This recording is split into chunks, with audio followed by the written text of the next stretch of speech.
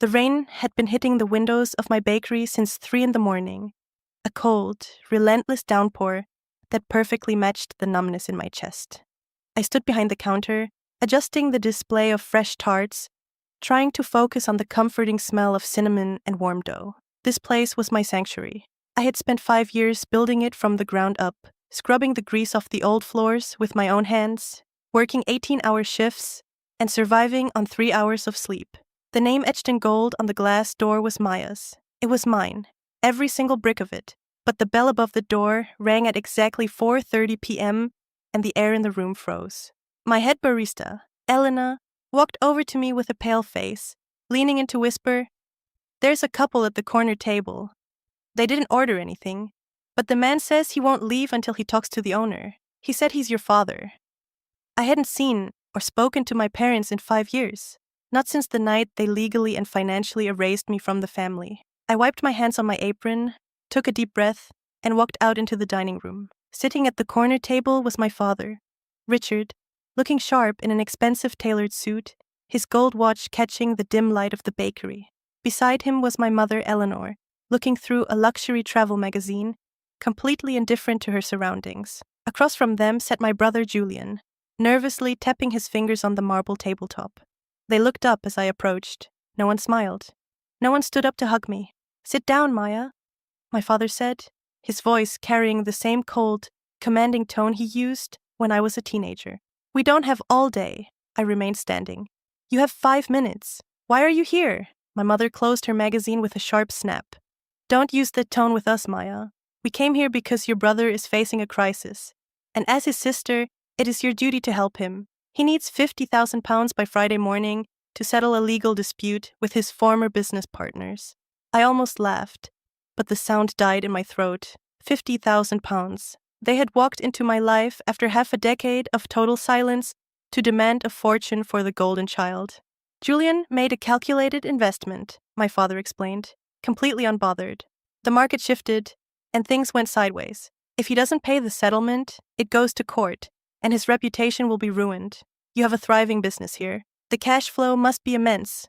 You will wire the money to his account by tonight." I looked at Julian, who couldn't even meet my eyes. He stared at the floor, the same spoiled boy who had never faced a single consequence in his life.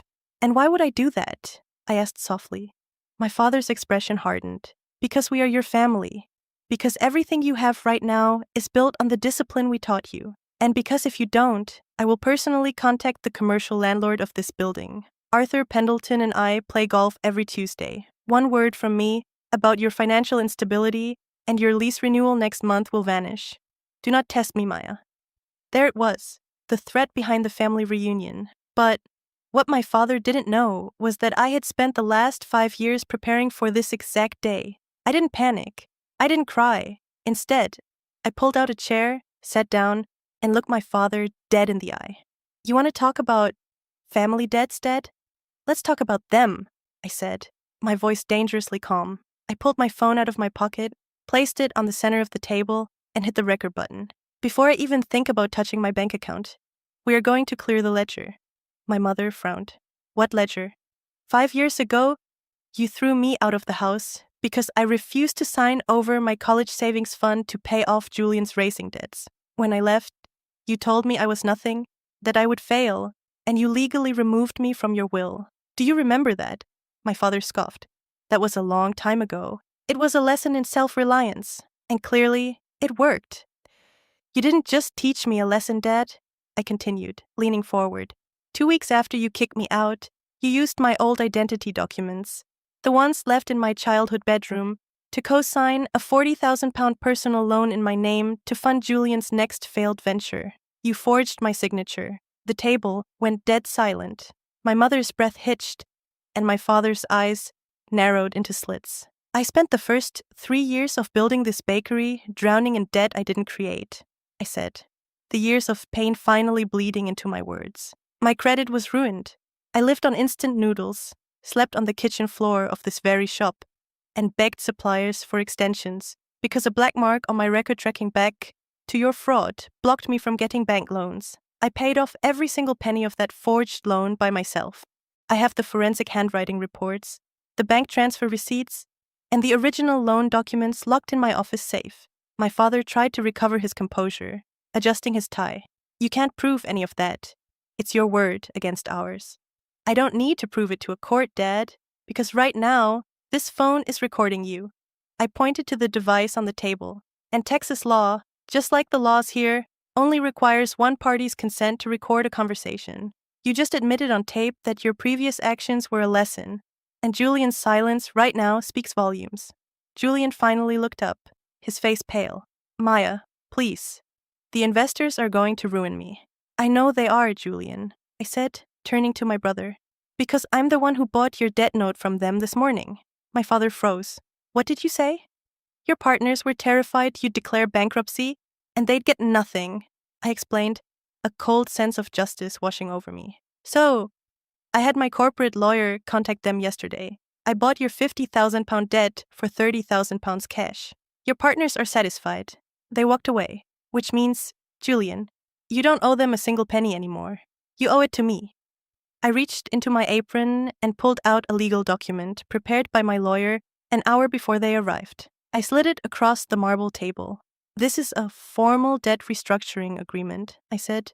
You will pay me back the £50,000 over the next 10 years, with a 5% interest rate.